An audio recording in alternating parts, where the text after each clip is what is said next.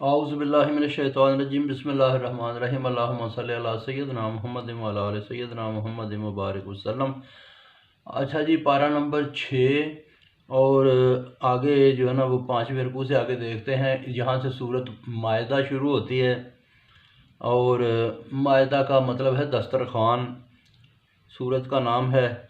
اللہ تبارک و تعالیٰ نے یہاں پہ فرمایا کہ اے ایمان والو اپنے وعدے پورے کیا کرو، تمہارے اوپر کوئی مویشی حلال ہوئے، کچھ حلال نہیں۔ اور یہ آگے تفصیل بیان کریں گے کہ احرام میں شکار حلال نہیں۔ اللہ تعالیٰ حکم کرتا ہے اللہ کے نام کی چیزیں، نیاز کے جانور، بیت الحرام آنے والے جانور، یہ سب حلال ہیں۔ جو خدا کا فضل و خوشی تلاش کرتے ہیں، احرام اتارو تو شکار کر سکتے ہو۔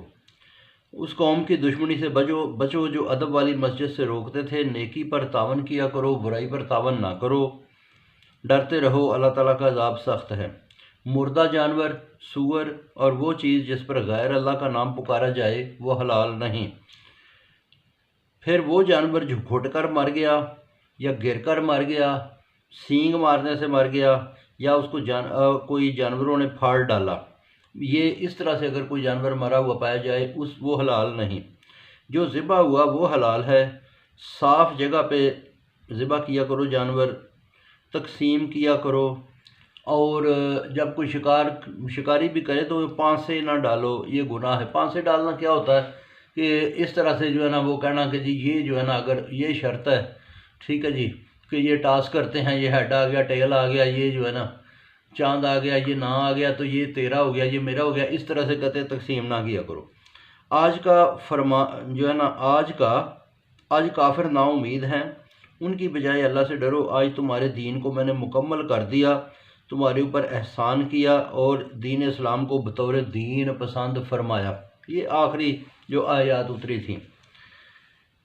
اگر کوئی بھوک میں بہت زیادہ ناچار ہوا اور کھا گیا، یعنی کہ کوئی حرام چیز بھی اگر وہ غلطی سے کھا گیا اور مطلب بالکل ہی بھوک سے مرنے والا ہوا، تو اللہ تعالیٰ بخشنے والا مہربان ہے۔ حلال کا پوچھتے ہیں، بولو صاف ستھری چیزیں حلال ہوتی ہیں۔ سدائے ہوئے جانور کا شکار بھی حلال ہے، جس کو خدا کی دی ہوئی عقل کے مطابق سکھایا گیا۔ یہ اس کے اوپر بھی اللہ کا نام لے کر کھاؤ، اللہ سے ڈرتے رہو، جلد حساب لینے والا ہے۔ صاف ستھری چیزیں کھایا کرو۔ اہل کتاب کا کھانا بھی تم لوگوں کو حلال ہے۔ مسلمان اور اہل کتاب کی قیدی عورتیں مہر دینے کے بعد حلال ہیں۔ مستی نکالنا، چھپی آشنائی کرنا، یہ حلال نہیں۔ ایمان سے پھرا تو محنت ضائع اور آخرت میں انسان کی ہار ہے۔ اگر چھپی جو ہے نا دوستی کیوں حلال نہیں ہوتی، یہ ظاہری بات ہے کہ پھر اس سے بچے پیدا ہوتے ہیں تو وہ بچوں کا جو ہے نا وہ دیکھ بھال کرنے والا کون ہوتا ہے؟ بچوں کو کوئی لوگ اون نہیں کرتے، ٹھیک ہے نا، ان کو حرامی پھر کہتے ہیں، تو یہ اس طرح سے اس لیے بگاڑ پیدا ہوتا ہے۔ تو آگے فرمایا کہ اہل ایمان، جب تم نماز کے لیے تیاری کرو تو منہ دو، کونیوں تک ہاتھ دھو لو، سر کا مسح کرو، پاؤں کو ٹخنوں تک دھو لو۔ اگر جنابت ہو تو پاک ہو جایا کرو، ٹھیک ہے جی، کہ اگر عورتوں سے کوئی ملا اور غسل واجب ہے تو وہ پہلے پاک ہو لے۔ بیماری میں، سفر میں، بیت الخلاء یا عورتوں سے مس ہوا، پانی نہ ملا تو تیمم کر لے۔ اور تیمم میں یہ ہے کہ منہ اور ہاتھوں پر مٹی ملو۔ اللہ مشکل نہیں ڈالنا چاہتا ہے۔ یہ اس طرح ہی ہوتا ہے کہ یہ جو ہے نا ایک دفعہ اس دونوں ہاتھوں سے جو ہے نا وہ پاک مٹی کے اوپر ہاتھ رکھتے ہیں، پھر ان کو ایسے تھوڑا سا جھاڑتے ہیں، پھر اس کے منہ کے اوپر پھیرتے ہیں، اپنے ہاتھوں پہ پھیرتے ہیں، اس کو کہتے ہیں مسح کرنا۔ تو اللہ مشکل نہیں ڈالنا چاہتا ہے تم کو پاک کرے، اپنا احسان پورا کرے، شاید تم احسان مانو۔ اللہ کا احسان یاد کرو، جو عہد تم سے جو ٹھہرایا، پھر تم نے کہا کہ ہم نے سنا اور مانا۔ اللہ سے ڈرتے رہو، وہ دلوں کے بھید تک جانتا ہے۔ اہل ایمان، خدا کے واسطے سچ پر گواہی دو، دشمنی کے باعث سچ نہ چھوڑو۔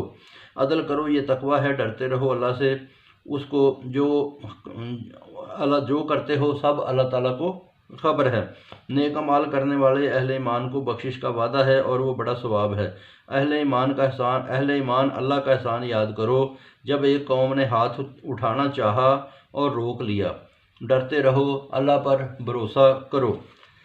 اللہ نے بنی اسرائیل سے عہد لیا، 12 سردار بنائے۔ اللہ نے کہا کہ اگر تم لوگ نماز اور زکوٰۃ پر قائم رہو گے रसूलों की मदद करोगे, कर्ज़ हसना दोगे तो मैं तुमसे बुराइयां उतार दूंगा और तुम्हें जन्नत में दाखिल करूंगा।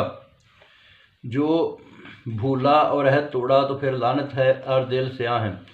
ये खुदा का कलाम बदल डालते हैं और नसीहत से फ़ायदा लेना भूल जाते हैं। हमेशा दगाबाजी उनका शेवा है।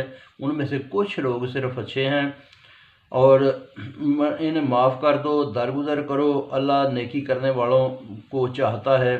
जो नसारा बताते हैं उनसे भी अहद हुआ, भूल गए नसीहत से फ़ायदा लेना नसीहत से फ़ायदा लेना भूल गए। फिर भूल पर उनकी आपस में दुश्मनी और कीना परवड़ी क़यामत तक के लिए रखी गई। आखिरत में अमल के मुताबिक अल्लाह ताला हिसाब किताब लेगा और आगे जज़ा देगा। तो बहुत शुक्रिया जी, बाकी फिर सुनाऊंगा।